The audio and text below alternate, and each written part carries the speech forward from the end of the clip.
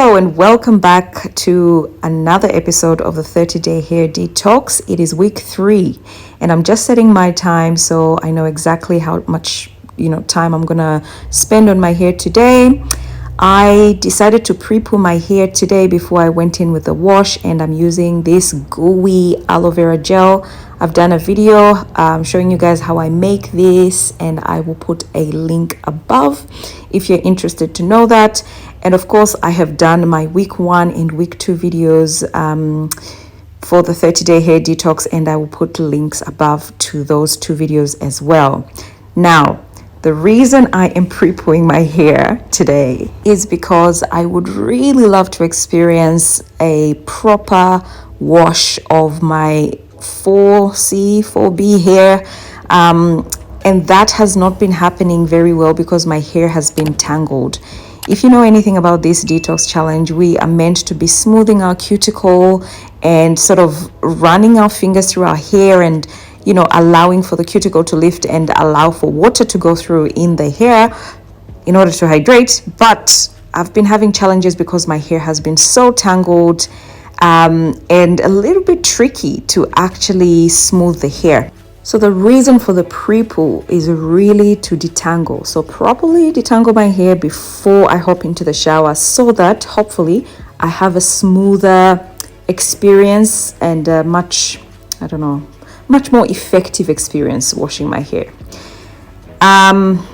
Why have I chosen aloe vera gel? Well, it's because it's probably the most natural thing that I can use around the house. Obviously, we're not using oils and butters, and all the conditioners that I have around the house do not qualify for this detox. That's why we're going natural. And of course, guys, if you've used aloe vera gel before to detangle your hair, you know what I'm talking about. When I'm asking for slip in products, this is what I'm talking about. It just glides, my hair, the comb just glides through my hair and the hair strands glide against each other. There's like no friction. It's so pleasant to actually detangle your hair with this gel, and I feel safer when I've got really slippery products to detangle my hair. Now, while this step is not mandatory for this detox, I would actually encourage anyone with type 4 hair or kinky textures anyway to actually pre-poo their hair before they wash, because unless you have a really moisturizing shampoo, which I don't, or a shampoo that has got a lot of slip, you will not enjoy the washing phase of this detox because you have a lot of knots and tangles in your hair and your cuticles open. So, in my week 1 and 2 videos, you saw that I really struggled to detangle and to smooth my cuticle because of that. So I went into the shower, hopped into the shower, and just really thoroughly rinsed out the aloe vera gel before I even applied the shampoo, because I didn't want to have to shampoo twice or to not have a clean head of hair and scalp because of the product obviously on my hair. So once my hair was nicely rinsed, I went ahead with my last shampoo once again, activated the product as we do, guys, and then applied it to my hair and my scalp. Now, while I'm here, I just want to comment on someone that said, I think under one of my videos, I think it was the week 2 video, they were saying that you don't need to apply the shampoo to your hair, just place it on your scalp and allow it to run down the hair. Look, we have done that for years as naturals, but that is now being questioned, or what can I say? We're actually washing our hair thoroughly, which means that we are actually applying shampoo to the hair and the scalp to thoroughly cleanse the hair and the scalp, because in as much as we want moisturized hair, hair that's not drying out, etc., in order to have that, you need not have a buildup of product on your hair, and the only way to do that is to shampoo very well. So let's talk about this shampoo situation going on here. I don't know if you can tell, but pre-pooing my hair, detangling my hair prior to shampoo drastically helped me to actually do this wash much more effectively. I was able to run my fingers a little bit better through the hair and smooth the hair a little bit better. Obviously, the shampoo has lifted the cuticle of my hair, which means that, you know, I will encounter some friction at this stage. But I'm pretty sure that if I had a really moisturizing shampoo, and hopefully one, I don't know if there's shampoos with slip, but I'm sure there's shampoos out there that will do a better job at moisturizing and hydrating my hair better than this one from Lass. I know that this process will be much more pleasant. As you can see, I can run my fingers a little bit better. I'm not gonna lie, it still doesn't feel comfortable for me. I still have friction because obviously my cuticle is open, but it's the best I've had, you know, ever since I started this whole detox challenge. So I'm feeling good about the progress that I've made, and I'll definitely be pre-pooing for the last week, which is week 4 as well. So once I am done sort of smoothing the hair, cleansing my scalp and my hair thoroughly, then I go ahead and rinse out all that shampoo really well and go in with the Boost conditioner. Now, someone gave me a tip around this conditioner. Obviously, I am not loving the slip that this conditioner provides, but I've been clear and consistent since the beginning that I love how it leaves my hair feeling. It actually makes my hair very soft, almost like I've had a deep conditioner, which is strange because you think that the only time your hair will be well hydrated and well conditioned is after a deep conditioner. But you know, I am unlearning and relearning that actually there are rinse out conditioners that can give you the same effect. Now back to the point. The point I was trying to make is that someone said to me, leave the conditioner in the hair a little bit before you actually start working it in your hair, like working your hands in your hair. And I did that, and it did make a difference. It seemed that leaving the conditioner in the hair sort of softened the hair a little bit more. And I can't really explain it. It's almost like it activated it a little bit more, making things a little bit easier for me to detangle. The conditioner still doesn't have slip, but I used a lot of water as instructed in the comment section. I used lots and lots of water, and of course my hair is pre-detangled. So this is the best experience I have had ever since I started this detox. I tried not to overdo it, but I just love how easier this session was because my hair was pre-detangled.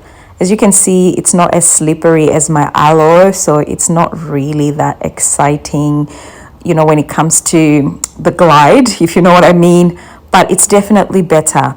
And my aim with this conditioner in was obviously to seal the moisture that was added in the hair during the shampoo phase, and not necessarily detangling the hair because it's really pre-detangled. Although, as you know, 4C hair just tangles up the minute after you detangle.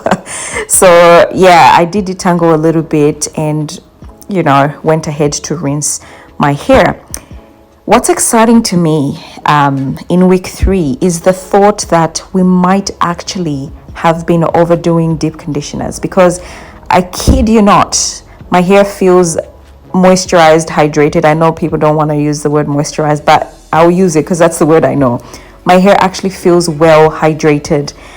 It feels like I've just done a deep conditioner. It feels the same way. And of course, that's exciting because it cuts down on your deep conditioning time. For us that deep condition for at least an hour, this conditioner would cut that time down to, I don't know, 15 minutes. Anyway, I'm using Not Today from Kinky Curly and the Kinky Curly Curling Custard. I know I said I'm not going to do a wash and go, but I had 3 people that commented and suggested 3 things that I think I want to try before I give up trying to do wash and goes. And the first thing is that I was told to do this in the shower because that's the best place that allows you to put as much water as required for this to work. I was also told to leave the Kinky Curly Not Today a little bit longer before I go in with the custard. And then the third thing is to use heat. Now, you guys know I haven't had the opportunity to use heat because I don't have a dryer. I do have a hooded dryer attachment which did not fit last time, but I'm going to use it today. I'm going to squeeze my head. It's not really my head, it's the hair that doesn't fit. So I'll just do it today and see what I come up with. But anyway, I stayed in the shower. I have to say I did not enjoy the extra time being in there, working the kinky curly knot today. I did add water as much as I could, and it was actually dripping by the time I was leaving the shower. But I stuck with the plan. So I was activating the product and just putting it on my hair and adding water. That's what I did. And guys, this stuff made my hair feel like butter. It's like, it was so spongy, and I can't explain it to you. It was so I guess that's hydration. But I was so excited to just feel my hair with the leave-in conditioner on it. And I don't know, I think it's the water that I added that just made it feel really, really soft. And I really appreciated that. So thank you for the suggestion to actually let the leave-in conditioner sit before I went in with the gel. Before I even go any further, I have to pose a couple of my questions, guys, because I've got so many questions about this process. Although I am seeing some positives, there's still so many things I am worried about and that I question, because my regimen in the past has been centered around obviously healthy hair, but very much length retention. So how does this constant manipulation with combs at every stage help me retain my length? As far as I know, textured hair and combs are not best friends. So how are people going to grow their hair while combing their hair every week, smoothing their hair every week with the shampoo, the conditioner, and styling every 5 days for some? Like, I really cannot understand this. And the other question I really want to pose to you guys is that for us that love to protective style, how do you rehydrate with a protective style on your hair? If rehydration requires smoothing of the hair, the cuticle, cleansing, and then allowing that water to go in, how do you do that with braids? How do you do that with Mali braid, guys? Or cornrows with expression? Like, help a sister out. If you know the answers to these questions, I know, join See Some Curls. I know, obviously, you guys have made it clear that some of these questions are addressed in the course, but I'm not in the course. So if you know the answer, comment below. Otherwise, we will keep experiencing this until we get to a place where we're fully aware or fully informed. Anywho, after applying the knot today, I tried to put the custard in, guys, but I had water running down my face, and I was like, nah. We're getting out of the shower and we're going to do this out of the shower. I know. I couldn't do it. It was just product, water everywhere on my face, because obviously this time I used so much water with the leave-in conditioner. And the way I had styled my hair obviously was falling on my face. So it was in my eyes, blah, blah, blah. I was like, let's take a seat and do this, a little bit more pleasantly, if you may. And obviously it's cold in the shower. I don't know how people are doing this. How do you stay in the shower for hours naked, sort of, dealing with hair? Anyhow, so this is me out of the shower. I'm going in with the custard now. A little bit still of I think the leave-in conditioner I used, but I'm going in with the custard and then adding water as much as I can outside the shower. So while I was styling my hair, I couldn't help but realize that I was a little bit impatient with myself. I think having done this for 3 weeks straight without fail, having to learn every single week and keep up with improving my techniques or, how I use the products, etc. Yeah, I guess this really does take some getting used to. As you know, I've struggled being in the shower long, and that's a big thing. As far as I know, I think if you work with a stylist, they sort of try and help you get to a place where you're only in the shower for an hour. I cannot see how that happens, because my hair, just to detangle my hair, at least 30 minutes, just detangling. And that's if I'm doing it well. And that is regardless of whether I washed it 5 or 7 days ago, my hair tangles up, especially with these wash and goes that I've been doing. So, you know, this has been very taxing on me as a person, and on my body. Like, it's not like to spend all my Sundays in my hair. I know you see content every single week, twice a week. That doesn't mean I'm in my hair every single week. I actually pre-record some of my stuff, and I have a life. So this detox has taken away my life so far because I haven't got it yet, and obviously it's taking me hours to do. And the focus of the wash and go on getting the perfect definition is also a little bit, it's a little bit like we're chasing curls. It's a little bit like we want something that is not ours. My hair is 4C, 4B hair. It's not curly. It is very highly coiled. It's kinky hair. So, you know, I embrace the frizz. It's part of who I am. And to see myself doing this every single week is very, yeah, I can't fathom seeing myself doing this every single week. Although I can see how it can work for others if your goals are not, say, length retention, or maybe if your goal is, you know, to have less oil in your life and have cleaner pillows. I don't know what your aims are, or more hydrated hair, whatever the reason is. I know this will work for other people, but I do question how it will work for me. Obviously, this wash and go probably is not the best because I didn't have the patience to take little tiny pieces of hair and work the product in for a little bit for each section before moving to the next. And you know, I think I've got a lot of hair. So yeah, it's a quick job, guys. Apologies, but this is it. This is what I could do for week 3. So I got my hooded dryer attachment, which I know is small because once I put the blower in and, you know, the air goes in there, it sort of becomes puffy inside because of the hair, and it actually puts pressure on the hair. And that's what I meant in week 1 when I said my hair doesn't fit. So yeah, I was worried that the style would be a disaster, and it was. It took me about an hour and a half to get it dry, to get my hair dry. I do have residue, unfortunately, on the back of my hair, but when I touch the hair, there's no gel. Do you know what I mean? It's not sticky. So that's a plus. The front section was a little bit wet still because the heat didn't really get to the front, so I just got my blower and sort of dried the front section. And while I thought this was a hopeless case, I went ahead and started to separate my hair to try and get some shape going and to see if I can actually create a style.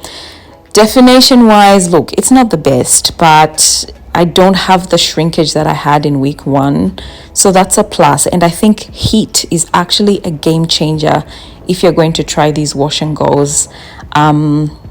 It was more pleasant to just have dry hair very quickly, rather than the whole day wetness that I was having with the other 2 goes that I had.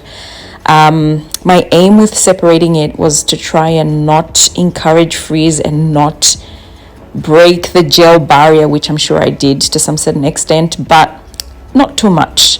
And yeah, on first hand, I had no flakes falling down my face, which is a plus. I don't know whether it has to do with the amount of product that I used, but I strongly think it's got a lot to do with the heat, applying the heat that set the style a little bit better. And while we're here, guys, how on earth am I being asked to use heat without a heat protectant? That's another question I have. People that are doing this every 5 days, are you using heat every 5 days with no heat protectant? Like, yeah. No. This detox is bringing into question a lot of the creme de la creme of natural hair care, and I am learning but there's some things that I am very skeptical about, and using heat every week is a no for me. I'm not gonna do this every week. Yeah, the back is a disaster, I know, but at least I can say I tried using the heat. I know the reason it's not well done is because of the technique. I know. I didn't have the patience, guys, for little tiny pieces and trying to get definition. Definition is not a big thing for me. I actually love my natural texture the way it is, so I don't chase curls. And I'm not saying that people that do this well are chasing curls. I'm just saying, like, I actually don't have the bone to be spending time trying to get definition out of my hair. And this is what I had to deal with. All in all, this took me about 2 hours, including detangling. I used less gel this time, so I think you could actually use it for 2 months. The gel itself, and the leave-in conditioner is about half, so I'm sure you can use that for about the same time. And this is the shade here that I had, guys. Hi everyone, so it's finally the end of the week and I'm here to give you my final thoughts about the end of week 3. Obviously, as you can see, I wore my hair in this style for most of the time. It held up better this time than any other time before. I think the camera, I was just looking at the footage from the time that I watched it until I think day 1 or so, and the camera does not do justice to the ringlets that are in this hair. Yes, I've got some residue, etc., but guys, this style has maintained its shape.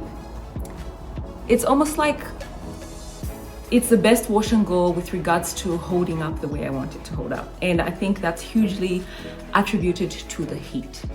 So I don't think that it's impossible to actually master this whole wash and go process. Obviously, it's not the best wash and go you can ever have, but it's my best so far. And although I do have some, residue here and there, I actually did not have any issues with the actual gel when I touch the hair. And once again, I think that's because of the heat. Remember week 1 and 2, when I touch my hair, I would have like a sticky feeling. That's not there. And guess what?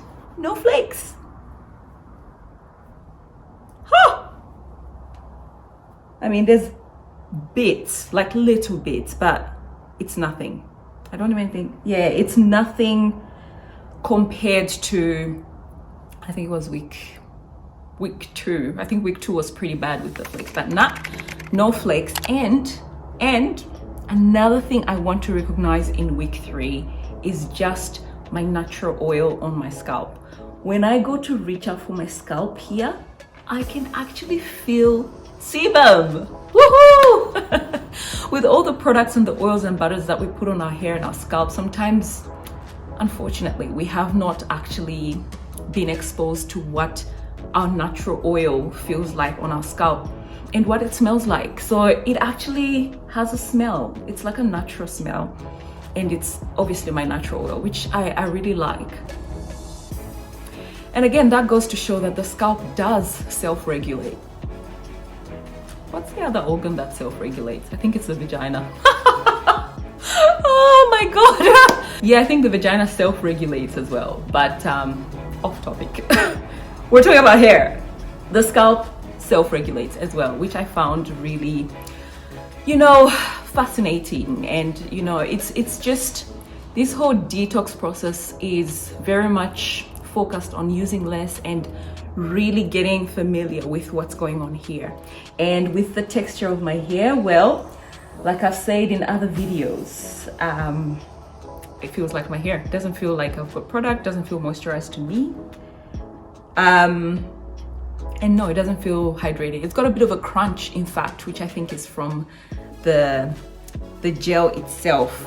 What I do notice is that when you get one strand of hair and just play with it a little bit, you can actually feel a little bit of product on there.